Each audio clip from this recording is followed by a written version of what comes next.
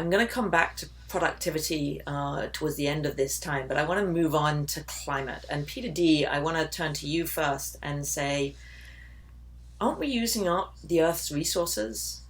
Will there God, ever no. be a tipping point at which we can't multiply them or become sufficiently efficient or productive to deliver more with less?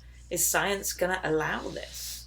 Yeah, so there's this idea that we are scarcity bound again is built into our old brain that evolved for hundreds of thousands of years. We're living again in a world where technology liberates resources. So again, we used to kill whales to get whale oil, right? Now we're on the verge of fusion, which will give us near infinite energy. We still have an oil economy, and we will for the next 20 or 30 years. There's no issue about that. But we're going to be increasing the amount of resources available to us. We're about to launch a very large XPRIZE for large-scale desalination.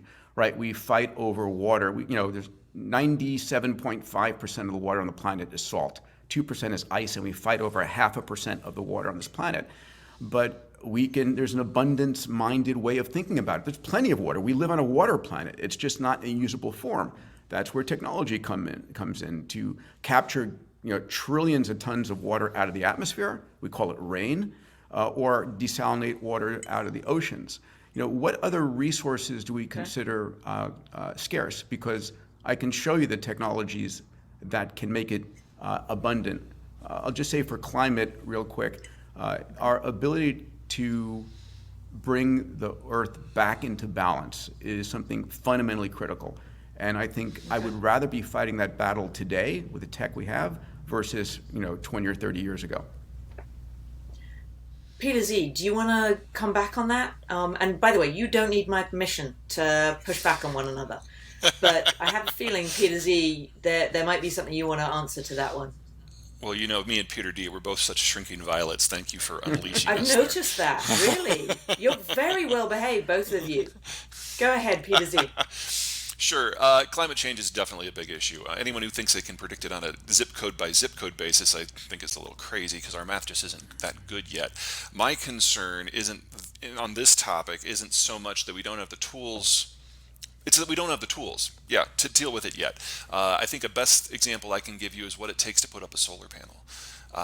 Aluminum is the most energy intensive of the primary industries that we have. If you look at steel and fertilizer and the rest, taking raw silicon and turning it into a finished silicon panel requires 7 times the energy that it takes to make the same volume of aluminum. And we're probably going to lose most of our capacity to produce polysilicon at scale when the Chinese break down. So the issue here is ultimately out of time frames. How long does it take to build the industrial plant? How long does it take to apply the technology? And the issue that Peter D and I have always struggled with is whether or not we've already passed the point of no return on these technologies and we no longer need the old system to push it forward, or whether we do need time to move it forward. And I think the best example I can give you there of where we haven't crossed the Rubicon yet is AI. AI chips are all 3 nanometer or smaller. They all come from the same city in Taiwan, but that makes it sound a lot simpler than it is. There are 9,000 companies that are involved in the manufacturing system to allow those fabrication plants to work, and over half of them only produce one product for one customer, and they have no competition anywhere else in the world.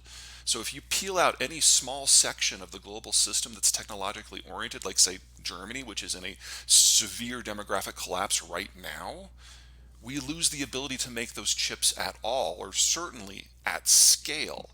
Now, we can rebuild that ecosystem, but it takes time. So everything that Peter D said about productivity and AI, I agree.